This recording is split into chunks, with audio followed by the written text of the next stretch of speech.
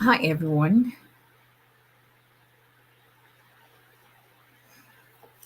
Hello, hello, hello. Hello, everybody. Hi, everyone. What's going on? Hello. Hello, the trillions. Good job, Meta. Hello, Oluwaremilekun. Okay, what's going on Instagram? Hi, TikTok family. Hello, YouTube and Facebook. What's going on, people? Iwaleshi, how are you? Can y'all believe April is almost over?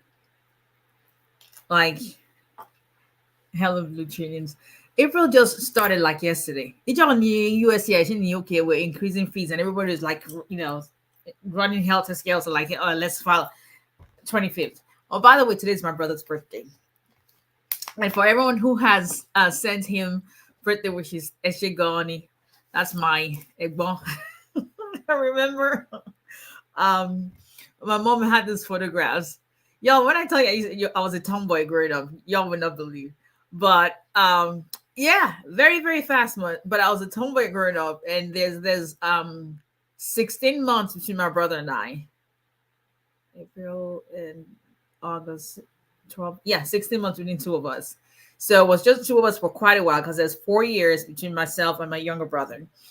So they dressed me, or better, so my mom said I dressed like my brother. The only reason, the only way you knew was I was not a boy. Was I had earrings, but the vest, the white vest, and underwear. That was my go to.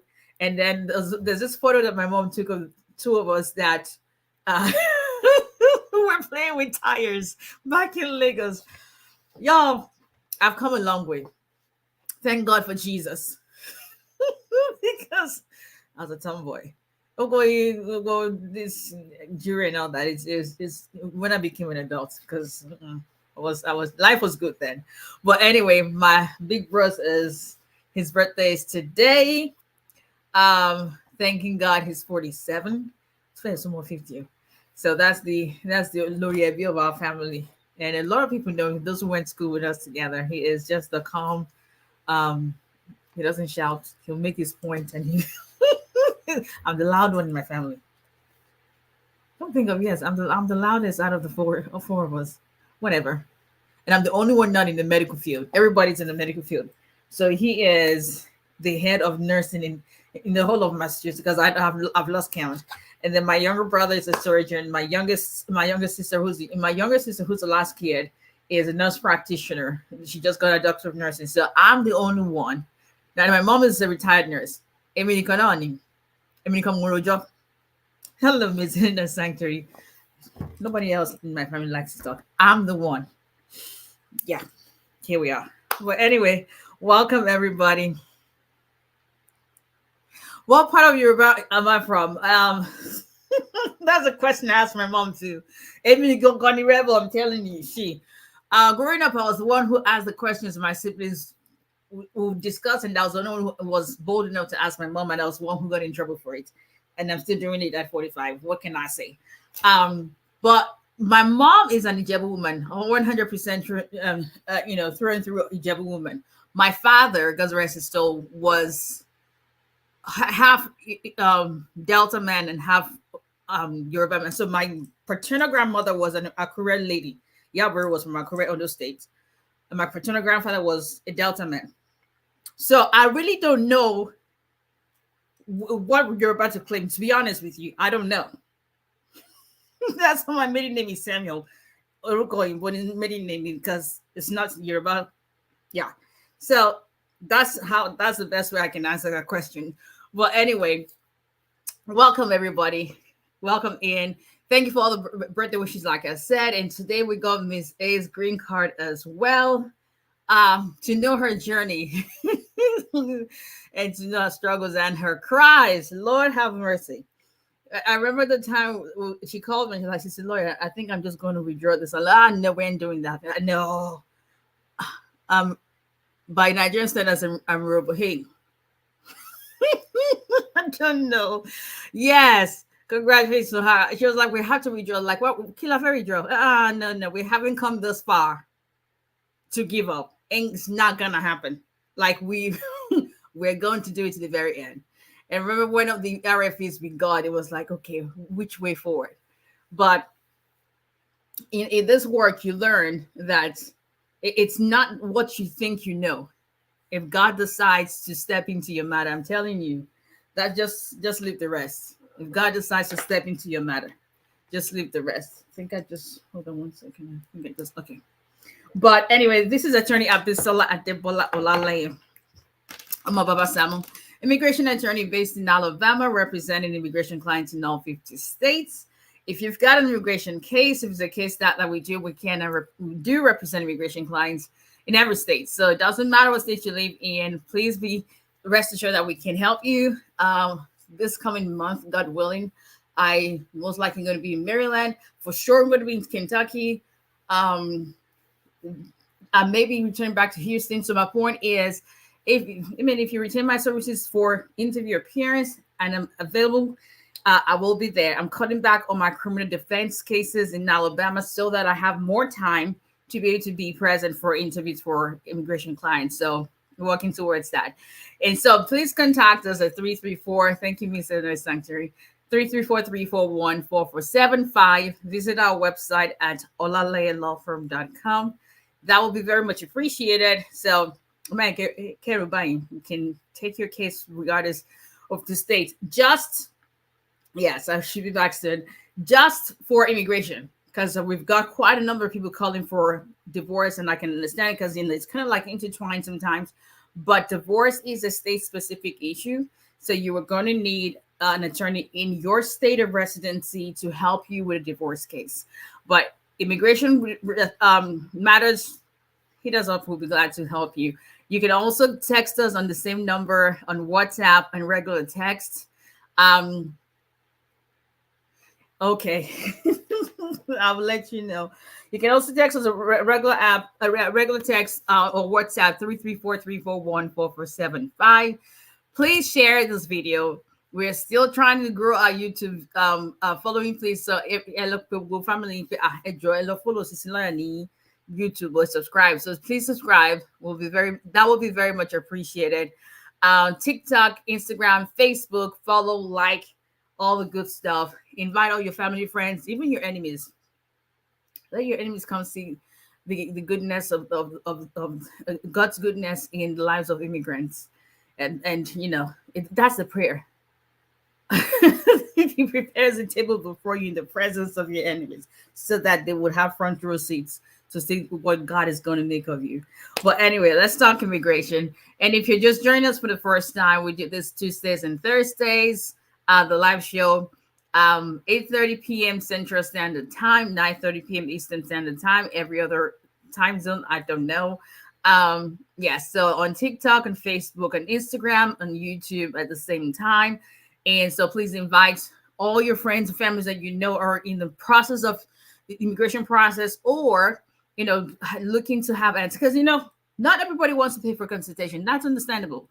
But I don't know of any attorney who's going to have something substantial and in-depth evaluation of your case who's not going to charge you for that. But this is where you can get free information without having to pay, because sometimes that could be all you're looking for. So please come in, and we do questions at the end of the discussion, which what I have to talk about this evening is very short. So our topic tonight is case actively reviewed. What's next? That's a question that I get all the time. So like, when case me actively reviewed, what does that mean? You know, and what should you expect? Does it mean your case is going to be approved shortly? Does it mean, what does it mean? Does it mean I'm going to be scheduled for an interview? So if you've ever wondered what this means, then let's talk about that. Thank you, Mr. Secretary. Oh my God. So if you file, or when you file your immigration case with USCIS, and usually for the most part, a lot of people will have either, you know, a third-party case tracker, or you've got the USCIS case status online that you have an account with, which is what I use. Case trackers are good, fine, But for me, I'm more comfortable using USCIS. That's their website, so that they're the ones giving the information. So I'd rather get it from there. And so if you've got the USCIS account, you can monitor the progress of your case. You file your case, and the next thing you get is, case being actively reviewed. What does that mean? That can mean anything. Anything. That's the first thing I want you to understand. That can mean anything. It doesn't matter what kind of case you file, an I-130, I-485, N-400, NIW, National Interest Waiver. All of those petitions usually would have case being actively reviewed. So the way USCIS works is this. Whenever you've got your case, USCIS employs services of independent contractors. Most of the people who handle your mail when it comes in, the first point of contact are independent contractors, because there are millions of applications that USCIS deals with each year. Not thousands, millions each year. So you can't imagine that they will need additional manpower. So the first point of contact usually are independent contractors that are in the mail room. So once you have your case that's been receipted and it's been shown on your status saying we've received your case, hello, Mr. Calvin, once they start, I'm looking forward to seeing you next month. Once they start adjudicating, I won't say adjudicating, but processing. That's what I'm looking for. Once they start processing your case, you're going to now see where case is being actively reviewed, because now you have someone who has taken your case and now they're going through it and having an initial review. So say, for instance, you file a family-based case. Good evening.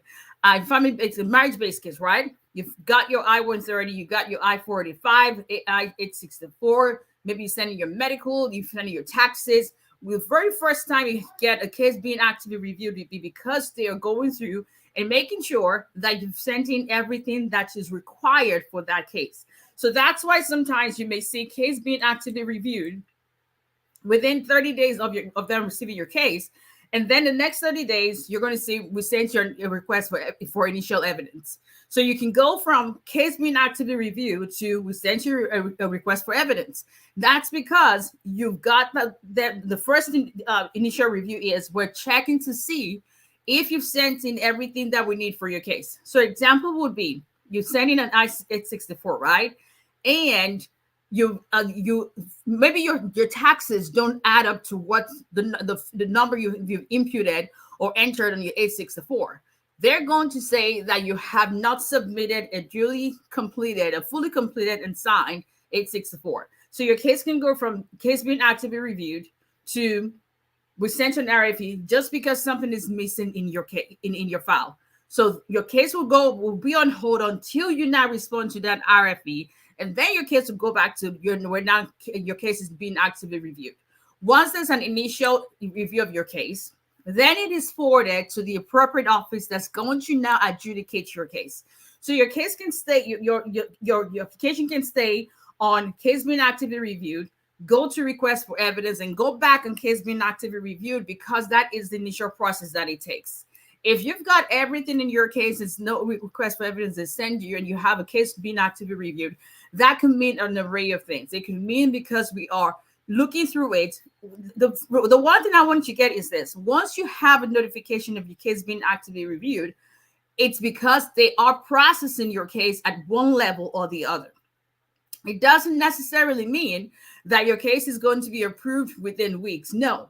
You can't actually have that case being actively reviewed status for a whole year or more. It's still because it's being actively reviewed. And when you usually have a case being actively reviewed for months, that is an indication that your case is most likely going to be scheduled for an interview. So if you go from initial review, they've done that. If they have to send you a request for evidence, then your status changes to we sent you a request for evidence. Once you send that back in, your case can go back to case being actively reviewed. If you are not going to be scheduled for an interview, then it goes to either another independent contractor, or goes to the National Benefit Center, or goes directly to the field office. Sometimes field offices will get your cases and decide whether or not they're going to waive the interview. So you may not necessarily get your waiver of interview at the NBC level. Your case may actually be transferred to your field office, where the immigration officer that's adjudicating your case will look through your file. If they're satisfied with your evidence and feel you've submitted sufficient evidence, then at that point, that officer can waive your interview.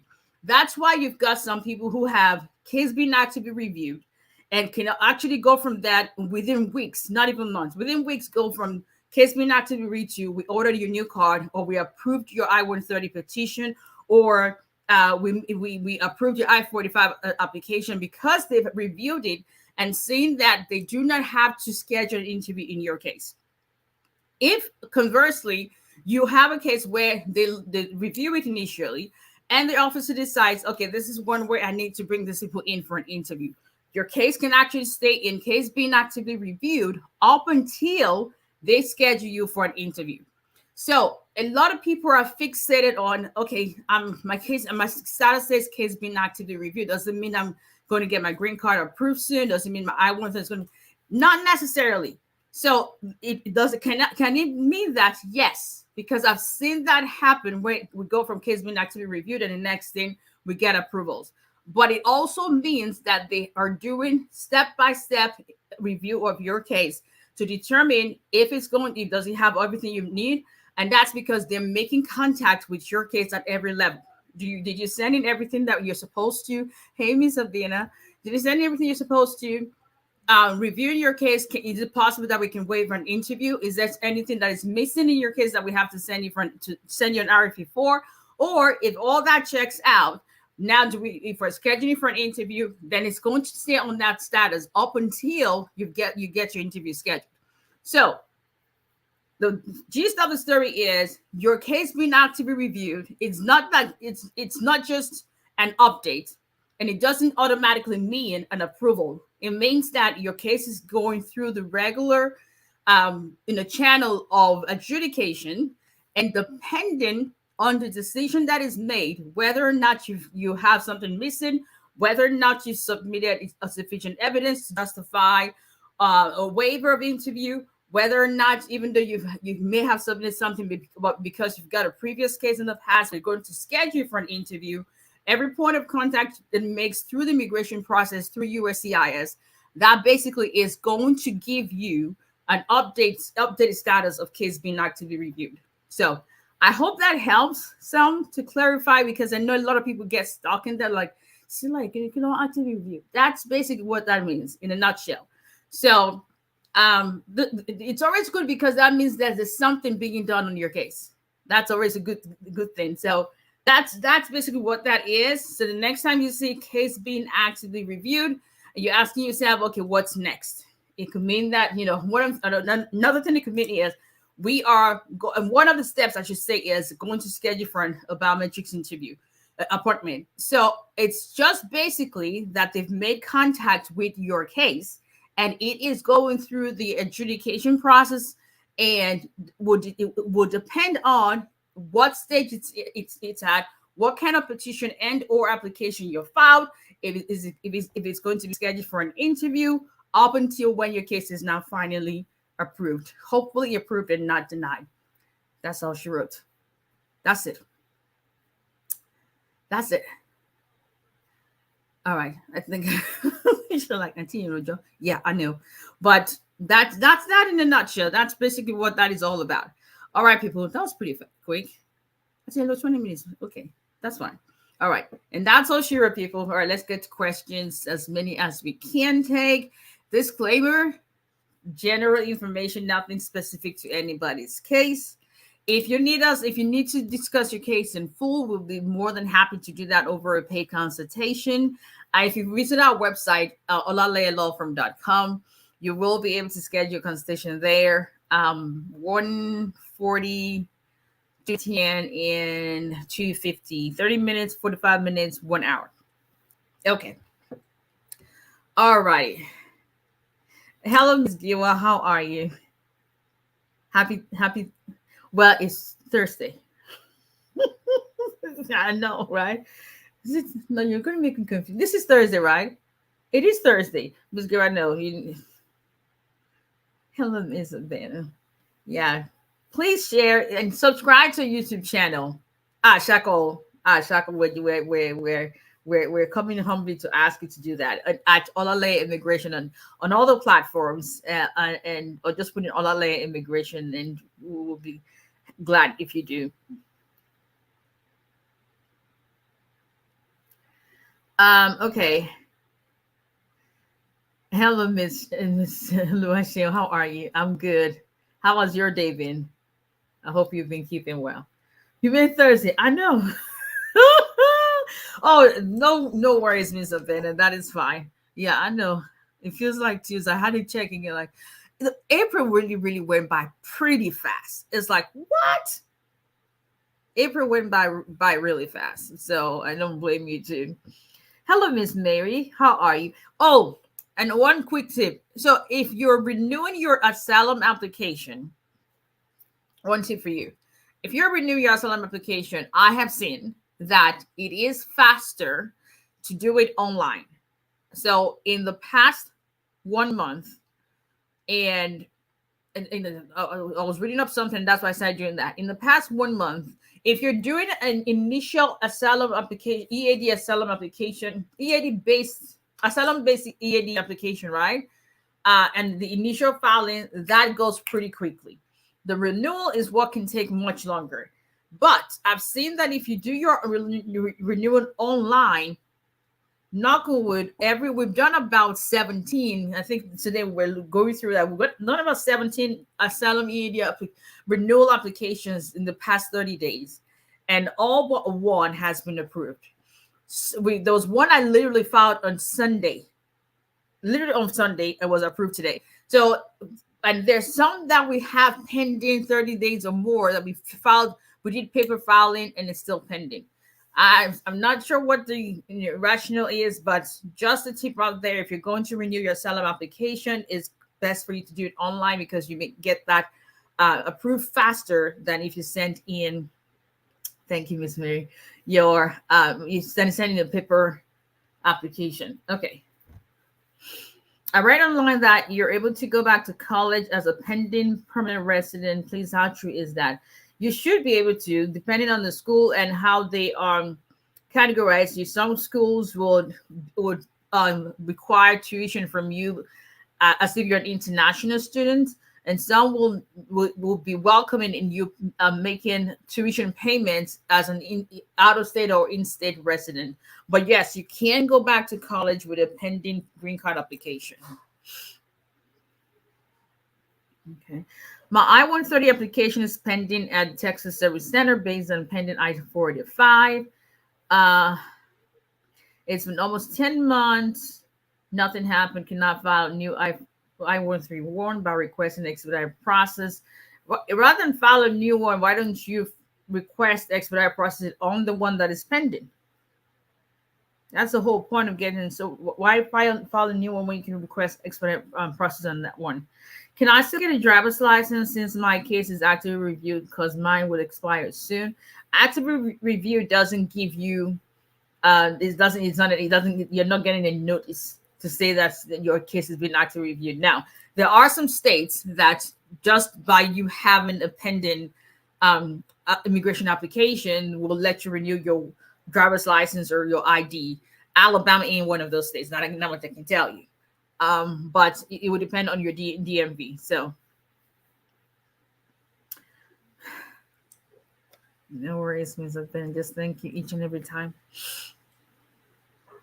I just want to ask if you have prima facie determination, can you use that to apply for FAFSA or financial aid for college? Yes, you can. Here we go. Yeah. What qualifications are immigration officers? What qualifications are immigration officers are they?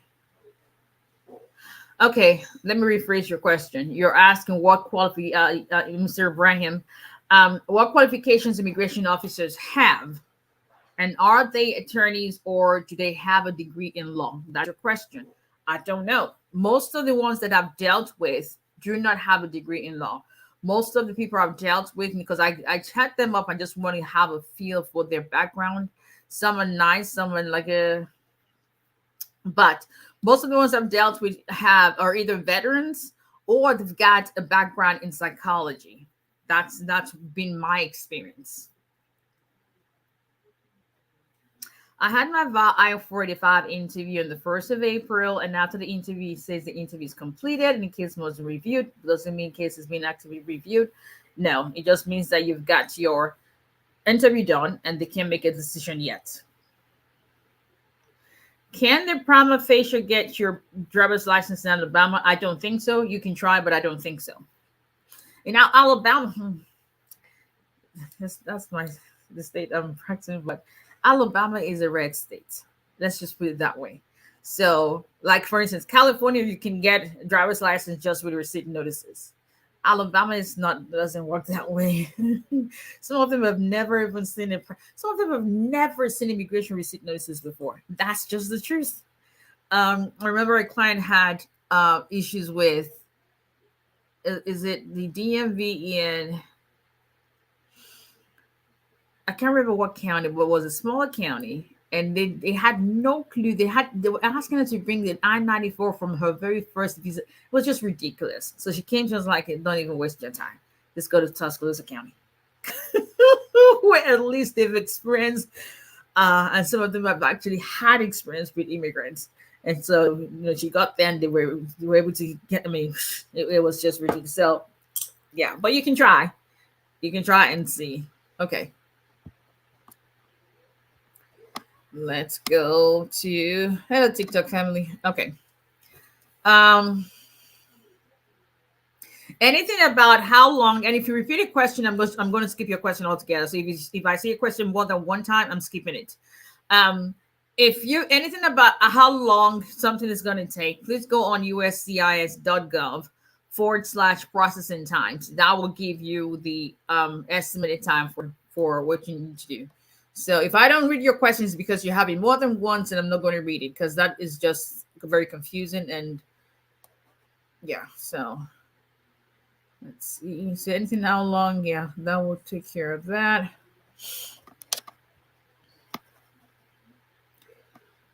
Okay.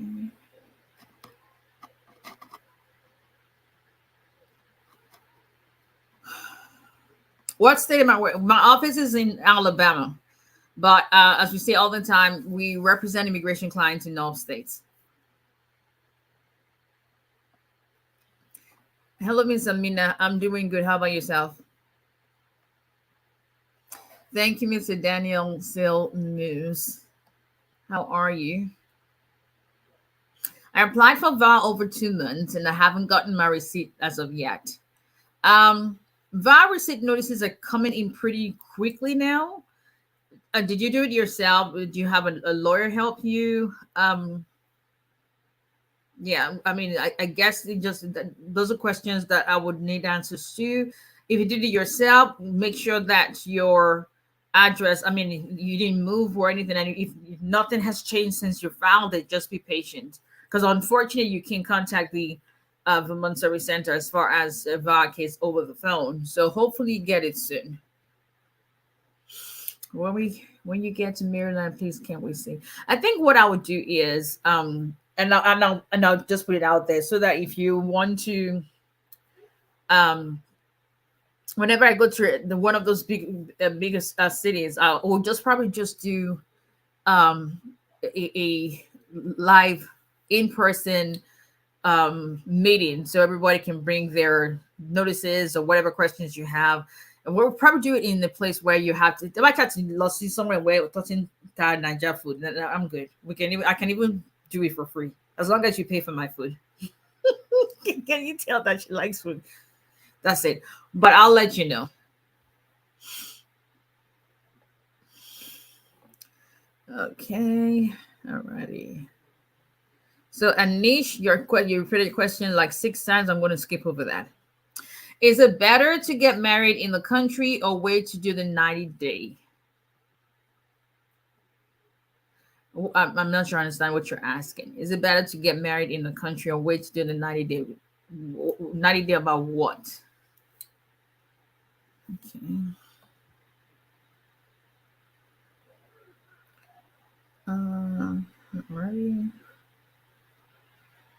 What do you do when your money order has not been cashed? You have to be patient. So I'll tell you this. We sent in about 50 cases 2 weeks before the fee increase.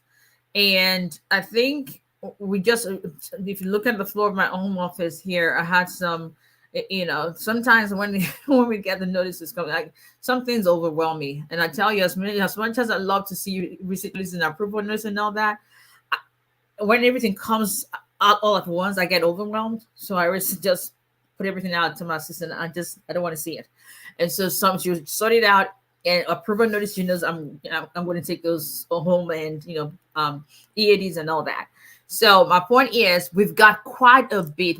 This last week and this week, we went through over 400 notices because we had that rush during that fee increase a week or the week before. And out of all the cases we sent, I think we only have 2 that is still pending, and they haven't cashed the checks from my account. So I understand your concern, but as long as you checked everything that you're supposed to do, just give it some time, because they are really backlogged with USCIS because they had that instant rush with the fees and all that. So just be patient. Okay. Mr. 𝒊𝒒𝒏𝒈, good evening. How are you?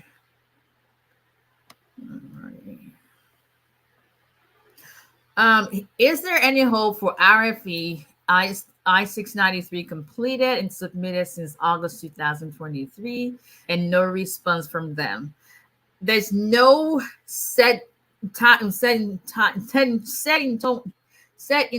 time frame for them to respond to that. I would just say just be patient. That's August 2003. It's not even a year yet. Gotta understand, y'all. This is USCIS. They're still very, very much understaffed, and I understand because some cases, for instance, we got recently, was last week, marriage-based case approved without interview that was filed. When did we file? October, November, September, I think. I think it was September. And I have some cases that I filed even before then that are still pending. You just never know with USCIS, but just be patient. They will respond to you. Okay, let's see. Activity software, how are you? USCIS transferred my case to jurisdictions. Is that anything serious? Usually that happens a lot in VAR cases, and it's nothing to worry about, especially if you've got your I-360 petition approved, for instance, right? That means the Vermont Service Center is done with the adjudication of your VAR petition. And so they're going to transfer your file either directly to the field office that's got jurisdiction over your case, or meaning where you live, or they transfer your file to the National Benefits Center. And either of those 2 places can decide if they're going to schedule an interview or they're going to waive an interview. So you would get an update saying, we transferred your case to the office having jurisdiction over it. And that happens a lot and will happen with everyone's case in the Vermont Service Center when it comes to our case. So it's not anything to be worried about. It's just normal step in the adjudication process.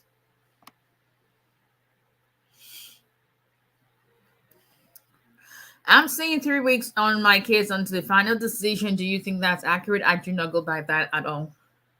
I don't. Okay. Myra, what's your question? How much you need to make to sponsor someone depends on your household. The household size would determine how much you need to make. If you go on USCIS.gov website, you would just put in I-864 poverty guidelines. You will get that information there. What happens with a VAWA and have re-entry? Re-entry of what? You mean you were deported and then you re-entered illegally? Re-entry about what? Any info on current wait times for interviews being scheduled in Lagos for I-130 cases that have been documentary qualified? No, I do not. I don't have any update on that. Let's see. Hey, Miss McKee, how are you? Any update? Any new update, I should say? It's been 27 days since I received my approval notice for my green card, but nothing yet. So, what's your question?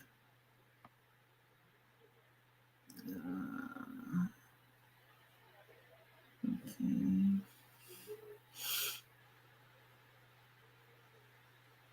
Yes, that was what we're talking about. So, how long does it take to get your green card after an approval? It shouldn't take that long, but keep in mind that your status can go from we ordered your new card to we your new card has been produced to the post office picked up your card and we mailed your card. I mean, there's a whole lot of updates you probably can get, and that in itself can take like 2 weeks. Yeah, so so just get ready. But I'm not sure about 27 days. You can call USCIS and find out and see if you can get an update from them. But you'll just have to learn how to be patient with these folks, and that's just the truth. Because you get to a point you just can't stress yourself at all. Okay. All right. Okay.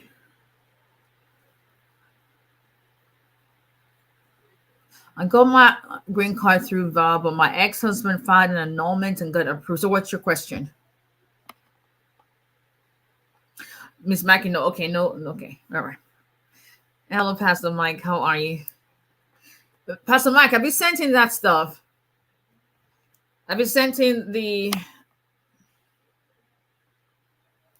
I filed I-751 a month ago, but haven't gotten a receipt notice. Should not be worried. I would say no. And that's the same thing I said earlier on, because of the timing during that period where everybody was sending a lot of cases in because of increase in filing fees. I won't worry about anything yet.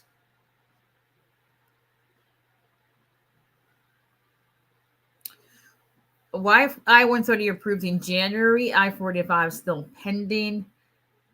I'm a green card holder who petitioned for her. So what's your question? What's your question?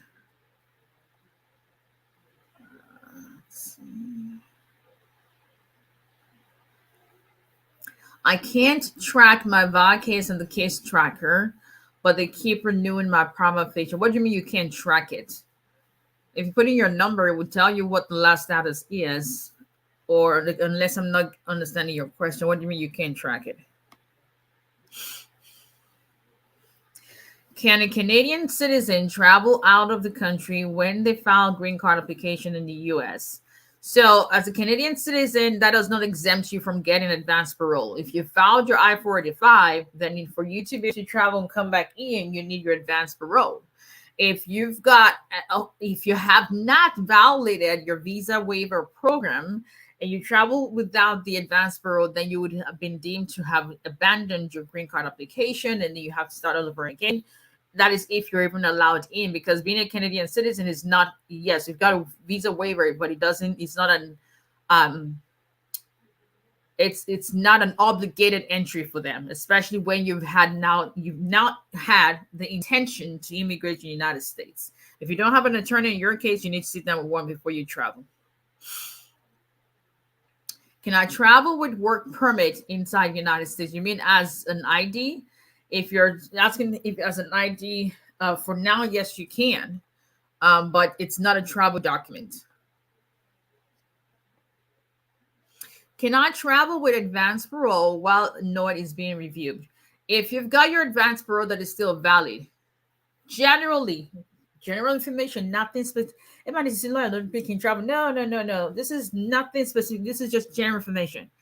But so if you've got an advanced parole that's still valid, no issues outside of overstay, okay, I tell my clients, or if someone consults with me and say, hey, I've got a notice of intent to deny pending, but I want to travel, I tell them to sit their asses down, excuse my French, and to wait until, because notice of intent to deny is not the time you want to travel. It's not like you filed your case and they're still working. No, they've already told you we're about to deny your case. Why in God's name would you travel then? Make it make sense. Why would you choose that time to travel?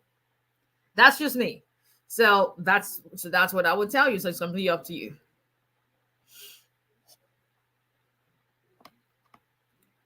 Okay, let's see. Diane, I have a valid question. What is your question? Unless I have ready.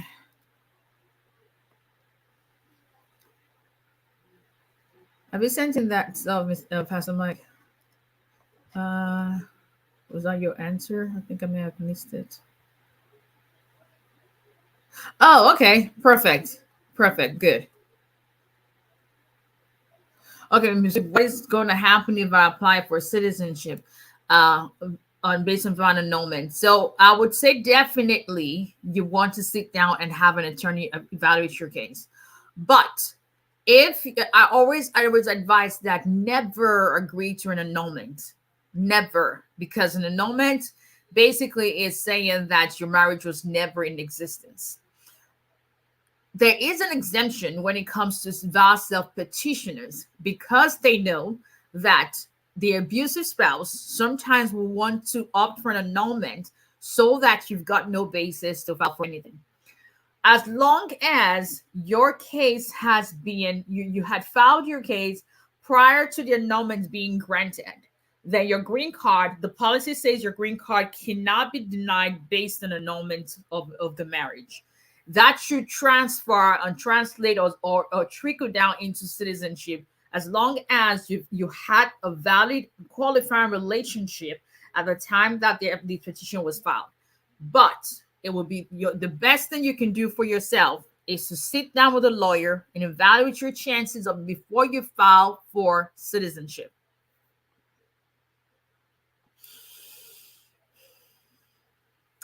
Do you think a valid case will not pass because not enough proof of good faith in marriage? That I'm smiling because I'm not sure if it's here, Mr. T. That was one of his. Let me let me talk about Mr. T. You know how you have those clients where they almost become family members, and like how you have like an informally adopted brother that is like he's just always on your neck. Like you can't get rid of him. You're stuck with him, but he drives you insane in a good way sometimes, but sometimes you just want to pull your hair out. That's Mr. T. I know one of his concerns, and I told you, I'll tell you when I started the case, like, hey, listen, this is my concern. And so it was justified that because we didn't have much of good faith evidence 3 years ago. But looking at this whole case, and I said, this is where our evidence is going to be. We've got to have a very detailed declaration. We've got to have psychological evaluation. Marriage was less than 6 months, and we didn't have much. Oh, I think we probably had like 5 photographs or something. That's Mr. Magis to me, right? Mr. Magis has been good, actually. Maybe 5 photographs or something. It was really, but we I am that person. I'm OCD-ish. I just not been diagnosed with or any medication, but I am very, very. It's got to make sense in my head, like, and that's why someone like Isaiah, who is my, I love that kid. Well, I call him a kid, but he's a young man. Gets me when it comes to the way I want things to be assembled. I want your case to tell a story. If it doesn't tell a story that I believe myself, we're starting all over again. And I drive him insane, like, no, this is not, I'm not feeling it. So that's what we did in Sati's case. I told him, like, hey, this is a concern, but this is how we're going. We put that together back and submitted the case back in March 2021. Yesterday, as God would have it, no RFAs. His case was approved. Those remind me something. The declaration questions. Yeah, that's my client. I mean, I am out there. I would ask you, and if you don't want to answer that, but I'll ask you everything under the sun, because we can't waste time. Let's give them everything. Even though we give them everything, it doesn't mean we're not going to get a narrative or whatever. But that's the goal. The goal is to try to prevent that. And so I'm in your business. Like, I'm all over your business. Like, we ask you everything under the sun. You're like, okay, it's like a affiliation. Well, do you want your case to have a higher chance of approval? Don't ask me questions. So I said that to answer this question. You may think you don't have enough good faith evidence, but at the very least, consult with a lawyer. Sit down and see what evidence you got. That's why I do consultations. You've got to tell me what you have. I need to know what I'm working with. Once I know what I'm working with, I'll let you know, okay, well, we don't have enough, but we can, we can corroborate it with this and that and that. If you're willing to just work with me, I can never guarantee you an outcome, but at least you know, thank you. That is it. We are very, very thorough. I mean, we will try. So, okay. And so sit down with someone who's going to help you look through it and be thorough with your case and try to maximize the evidence that you have and see if that works. Because I'm sure if you had told me, Sati, that we're not going to get it right for nothing, I'm sure you're like, okay, but we thank God. Not because, and I keep saying it's not anything I do specially, just because I believe that I've done all I can. And the most important part of it is that it's now over and placed in God's hands. That's it. It's not because I've got some colleagues who say I did that. That's fine. To each their own. You would never hear me say, oh, well, it was because of what. Nah, it's not going to happen, because I'm very, very aware that it's because the glory must be returned. All the glory has to return to God. So if you miss anything, I say, we'll come back. Yeah. and he will write the email to you like, this is specifically what I need. That's what it is. What it is. Oh, I'll come back and say, hey, listen, this is not meshing. This is what we're reading here. This is contradictory. So we cannot, do we miss things? Absolutely, we're human. So, okay. So that answers that. I hope that answers that, Ms. Diane. Okay. I want to file for my wife from Nigeria. What forms will I need to fill out for her? Sit down with a lawyer. We'll be glad to help you out if you schedule a paid consultation. Is it okay to use? Okay, that's the same question. Can you work in the United States on a visitor visa? No, that's what it is, a visitor visa. Okay. How long does VA take? At least 3 years. I filed for VA in October 2023. I'm yet to get anything. Should I be worried? What do you mean you're yet to get anything? I'm assuming you've got your receipt notices. Or what do you mean you're yet to get anything? Ms. Duke, I think I already answered that question for you now. You're welcome, Ms. Diana. Filed for VA 6 months ago. I have not received my work permit. Should I be worried? What category work permit did you file for? What category work permit did you file for? I don't want to see your name because you filed for VA. If prima facie is granted, does that mean there is a strong possibility of approval? Not necessarily. It just means that we've done an initial review of your case and it's approvable based on what we have. But we're going to do an in-depth review and we may still need some more additional information from you.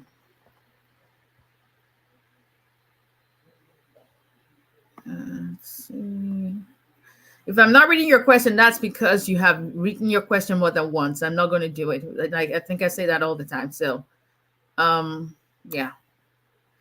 Not going to read questions that have been put in there more than one time.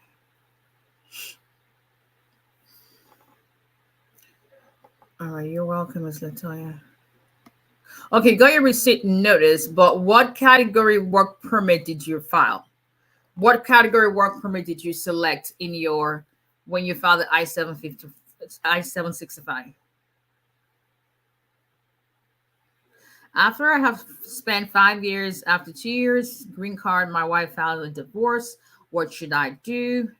Sit down with a lawyer to discuss you filing. Did you guys know that if you've got a 2-year green card and you're filing a 751, and you're not filing with your spouse, you can actually file before it's 2 years. So you can file the very next day you get your 2-year green card.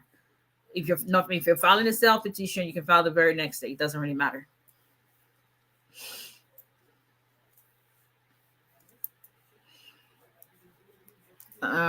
Still waiting to see if you would tell me what category EAD you filed with your VA case, so that I can go to Instagram. Okay. Hello, Miss Pinky. How are you?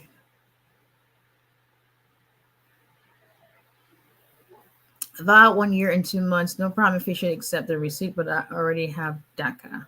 Okay, so what's your question? If granted asylum, how long do I have to wait for a green card? It used to be that you had to wait a whole year before you could file, but now the policy changed where you can actually file for your green card before it's a year since you got your SALI status, as long as the green card is not approved less than a year of your physical presence since you got the SALI status. Probably confuse you, but you don't have to wait a year before you file, but you cannot get the green card earlier than a year, if that makes any sense. Let's see. Okay. It's been 10 months since I filed for VAL. EAD has been approved 2 months ago. I have not received receipt notice for the I-360 private facial. So if you got the EAD, what was that based on? Was it based on the VAL case? I will give you tasty I am not say with a father rice and as soon to where you now I'm hungry. Stay to lower because now I'm coming. Oh, Maryland. Oh, okay. So now we've got a deal. What can I say? Your host me, thank you. Make you find us Sandy Go. I want to reply about abuse from my wife. My wife is from American Samoa. Can I apply? American Samoa. I mean, if she's, it depends on if it's not one of the U.S. Virgin Islands. I wouldn't. I would be. I can't off the top of my head. I don't think that's part of the U.S. territory. So, but look and check it up and see yourself, and see if it's part of the U.S. territory. If not, then I know Samoa is not, but I'm not sure of that. Thank you, Miss Mary. Okay, all right. Let's go to Instagram. All right, let's go. All right. So, do you have a lawyer, GMC? Do you have a lawyer in your case? I'm assuming you don't. Because if you do have a lawyer, then your lawyer would have emailed them. See, that's why you should get a lawyer in your case. Did you never get a biometrics appointment? You have a lawyer? Now your lawyer knows you have not. Did you ever get a biometrics appointment for the I-360? At least if not an appointment board, maybe a reuse notice or something. Did you ever get that?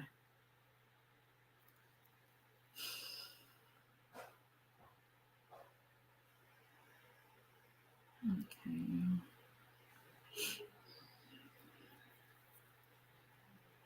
Let's see. Okay, you have not. 10 months.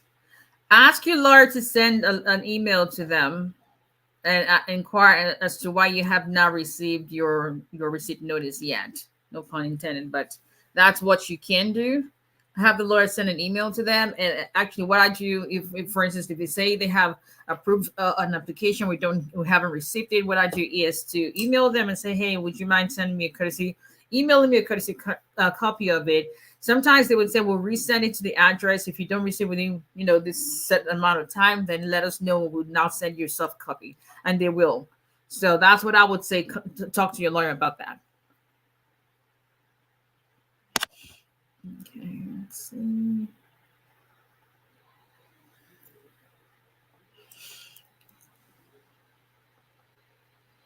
Thank you, Ms.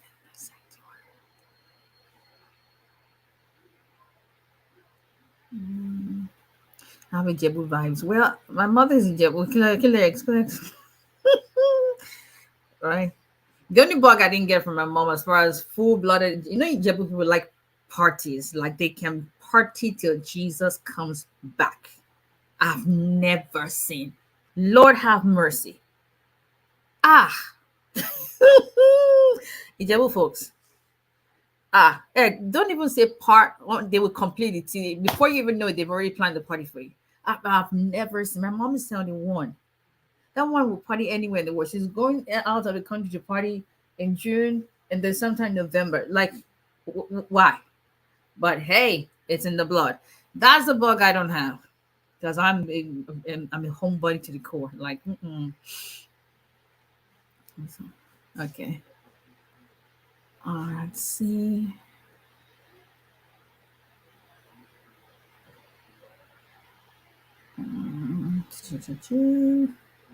What do you do? You didn't miss anything before you came and miss something. Will filing taxes separately affect my citizenship application? Well, if it's based on 3 years as a legal permanent resident, you should expect that question why you're filing separately. If you've got a reasonable explanation, such as maybe your spouse has some garnishment from, from revenue or from child support or something, that you guys don't want both incomes being TJ being garnished, or you've got to have a plausible explanation, not just because you didn't want to file taxes together. What are you breaking now? I'm ready.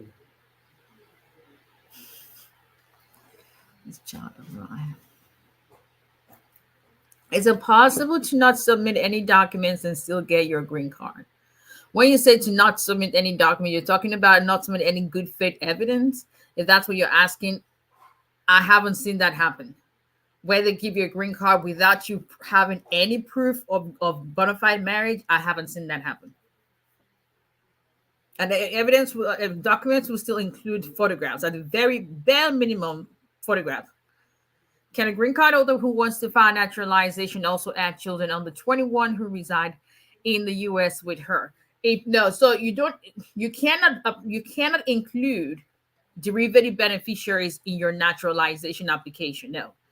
If your children are under the age of 18, then once you become a citizen, that child that is under the age of 18 will automatically become a citizen as long as the child is a green card holder and they live in they live with you. But if the child is over the age of 18, even though under 21, that child will have to apply for their own naturalization application separately. There's no derivative beneficiary in citizenship. Okay, let's see.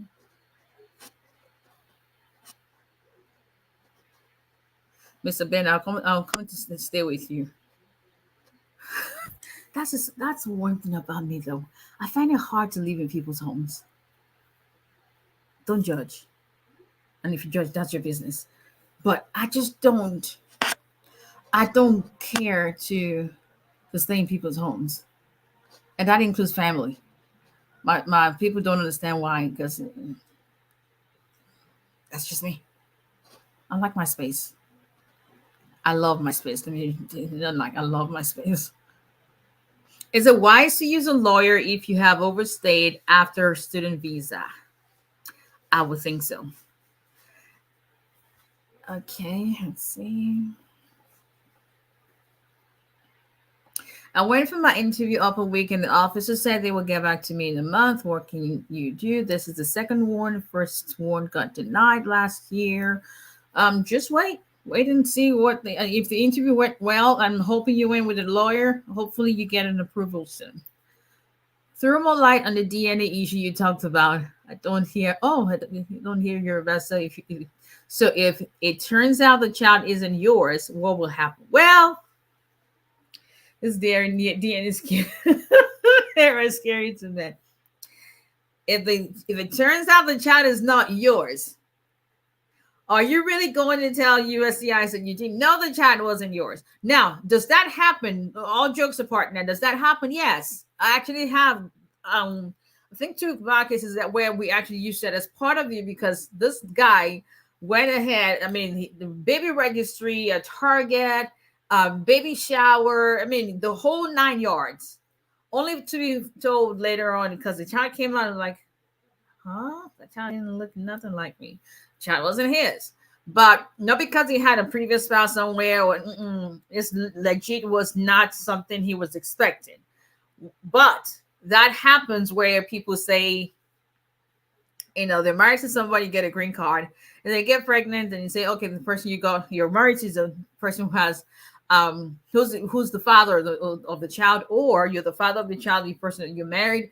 And if USCIS has any reason to believe this happens a lot with people who have ex-spouses and who came to the country, they were together, then they divorced, and each person is not going to marry somebody. And USCIS does an unannounced visit, and they see that you're all still living together and not with the new spouses. And then when you throw in a baby in that mix, that complicates things. So I've seen an uptick in RFEs or NOIDs saying, okay, it's not mandatory, but we're asking you to do a DNA test, diagnostic test, and this is where you need to do it and all that to prove that it's your child. So just saying, that's all I'm saying on that one.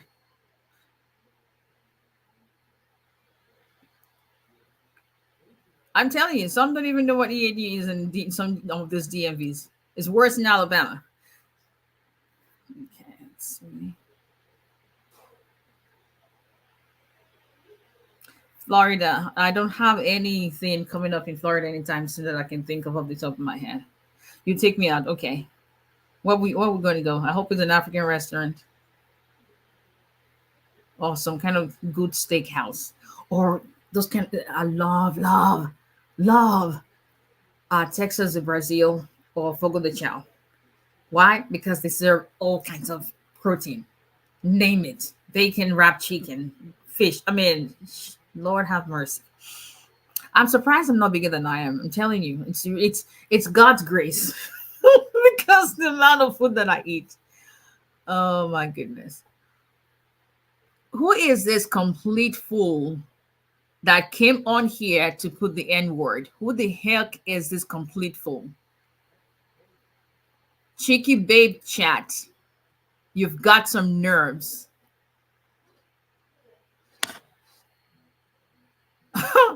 You've got some nerves to come to put the N word here. Anyway. Does the Vermont Service Center send you receipt notice after your case has been transferred to them? No. You get your receipt notices issued from the Nebraska Service Center, and you get the transfer notices also issued from the Nebraska Service Center telling you that they have transferred your case to the Vermont Service Center. What can you do to help? I got interviewed. Okay, that's the same question. Well, no. And the officer said they would get back to me in a month. The first one got to know. Well, it's the same thing, but you're just telling me more details due to divorce decree from Nigeria. So did you not get a new divorce before you did the second one?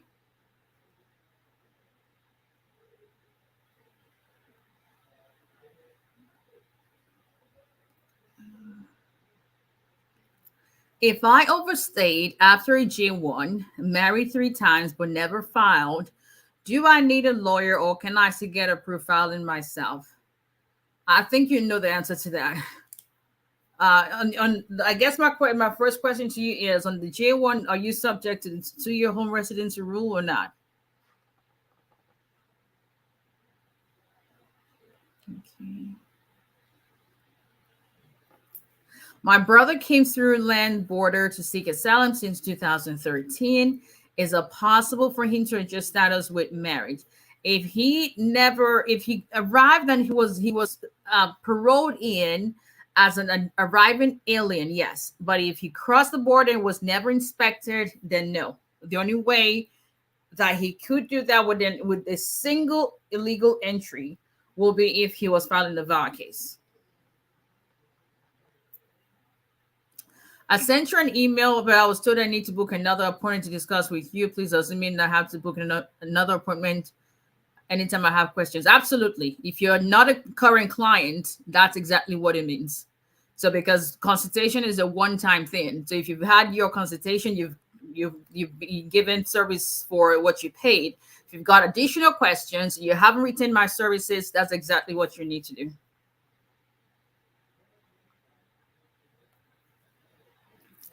I used a lawyer to do my VAR and they only put in I-360. I've received 4 prima facie files since 2021. Can I file EAD and travel documents before I-360 approval? If you are eligible, yes. Some lawyers decide to do that because they are more comfortable with getting the I-360 approved first and then filing the green card application. The issue I have with that is because of how long VA cases take, then that means you're not going to be able to, let's see, hold on one second. Because of how long VA cases take, you're not going to be able to have a work permit to work while that is pending, and you know, waiting to be 4 years before you can work, that's something.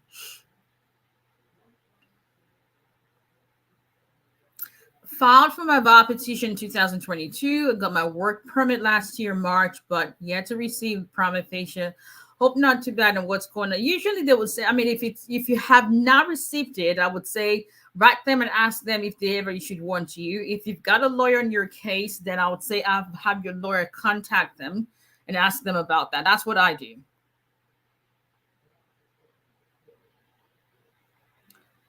Each other people like to spend money. Okay, for more than 1 hour. So let's see what else I can. My friend is still waiting. Here we come with the friends now. My friend is still waiting on.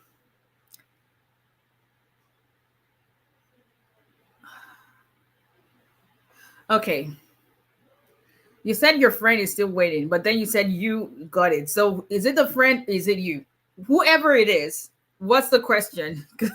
So you filed in 2020. So what's the question? I can tell you that it's taking quite a while for I-751 to be adjudicated. Okay, it's you. You're still okay. All right. So what is your question still? You didn't ask a question.